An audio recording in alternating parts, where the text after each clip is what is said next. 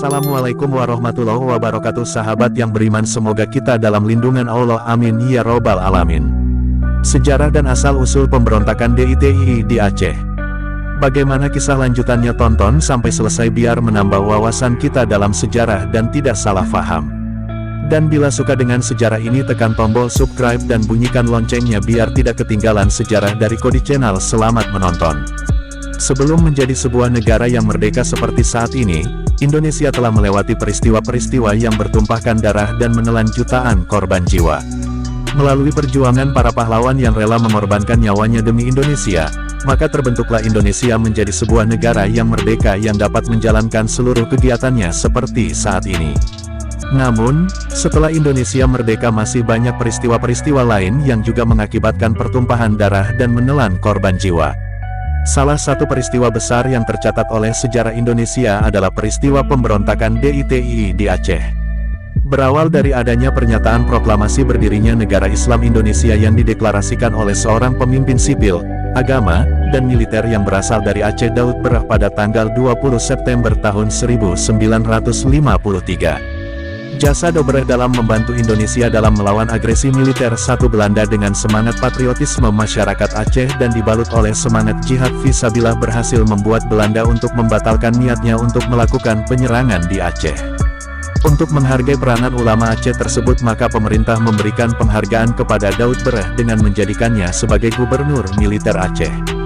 Dengan posisinya tersebut, Daud Bereh memanfaatkannya untuk menarik masyarakat untuk ikut bergabung dengannya membentuk negara Islam.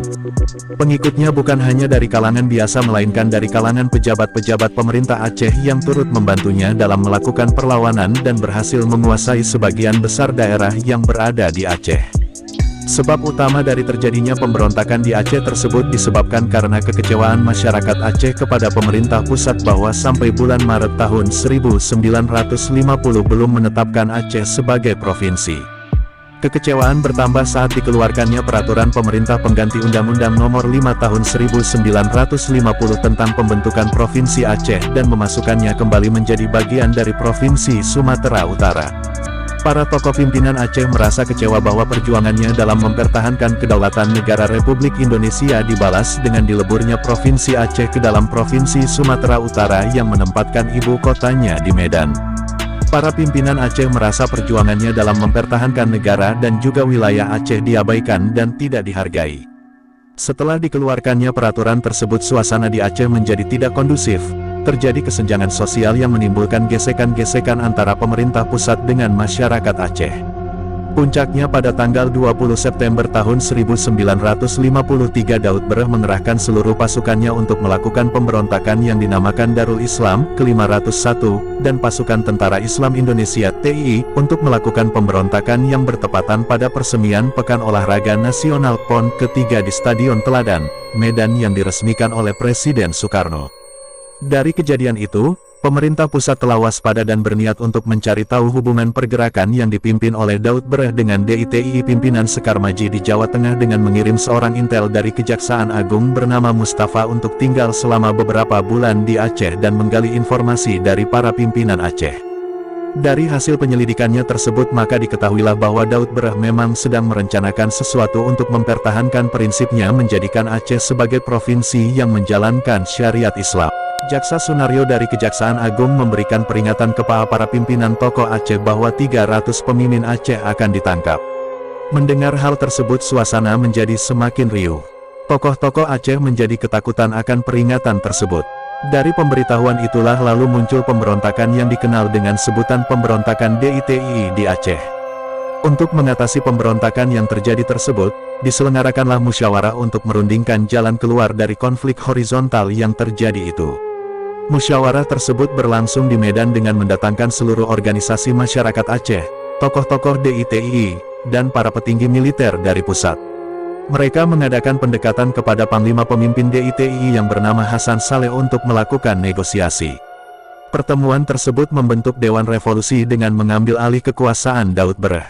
Setelah perundingan tersebut selesai, Wakil Perdana Menteri Indonesia pada saat itu melancarkan sebuah misinya untuk menyelesaikan permasalahan tersebut. Misi tersebut dinamakan Misi Hardi. Hasil dari misi Hardy melahirkan kesimpulan yang memberikan keistimewaan untuk daerah Aceh dalam 3 bidang, yaitu bidang agama, bidang adat dan bidang pendidikan. Keputusan tersebut lalu dibentuk di dalam sebuah peraturan keputusan Perdana Menteri nomor 1, misi 1959. Dengan lahirnya peraturan tersebut maka nama Provinsi Aceh berubah menjadi Provinsi Daerah Istimewa Aceh. Pemberontakan DITII di Aceh bukan satu-satunya pemberontakan yang melibatkan pasukan tentara Islam di Indonesia. Beberapa daerah lain seperti Jawa Tengah, Jawa Barat, Sulawesi Selatan dan Kalimantan Selatan juga pernah mengalami hal yang sama, namun dengan latar belakang yang berbeda-beda tapi memiliki tujuan yang sama, yaitu untuk membentuk negara Islam Indonesia. Karena dasar negara Indonesia adalah Pancasila, maka pemerintah tidak dapat merubah negara Indonesia menjadi negara Islam yang hanya menjalankan syariat agama Islam, karena kemajemukan penduduk dari segi budaya dan agama yang membuat Indonesia menjadi negara plural. Semoga kisah ini bisa menambah pengetahuan kita dalam sejarah, dan bila ada kesalahan saya mohon maaf sebesar-besarnya. Dari Kodi Channel, Assalamualaikum warahmatullahi wabarakatuh.